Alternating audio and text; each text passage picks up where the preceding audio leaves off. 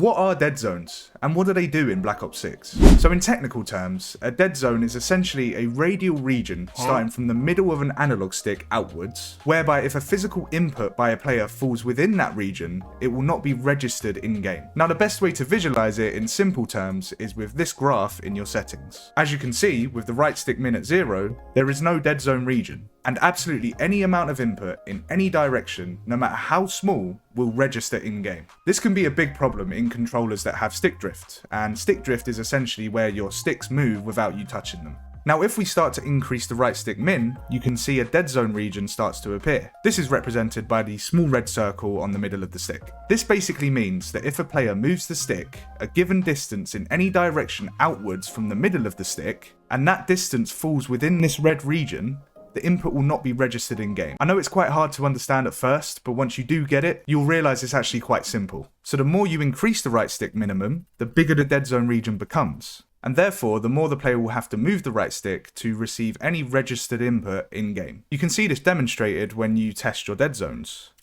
If you move around your right stick, you'll notice that unless you move it a distance greater than the radius of the red circle, it will not actually register as an input. You can see there's this whole dead zone, which is represented by the red circle. So now the minimum input that can be registered is on the circumference, this is getting very mathematical, of this red circle. So why do we adjust dead zones? What's the point? Well, firstly, as I mentioned previously, stick drift. This is the main reason. If one or both of your sticks have stick drift, this can really affect gameplay, because it can cause unwanted registered inputs. So for example, when you're trying to aim, the stick drift may make adjustments to your aim that you're not actually intending to do.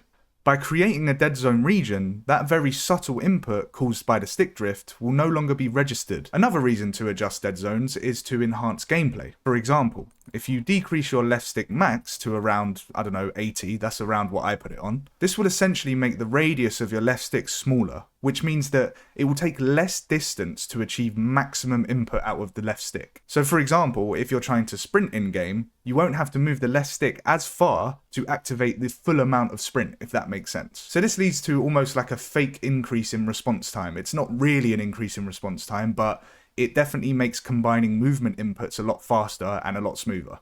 And then you have the L2 and R2 button dead zones. Now these by default are on I think 12 or 13, which is actually really bad. You don't want this. You want these down to 0, because can you imagine if they're on 13, for example, let's set it to 13. Let's say for argument's sake, 13 is, 13 millimeters. You have to push your trigger at least 13 millimeters inwards to receive any sort of input from the game. Now naturally, that's going to cause a delay, if you think about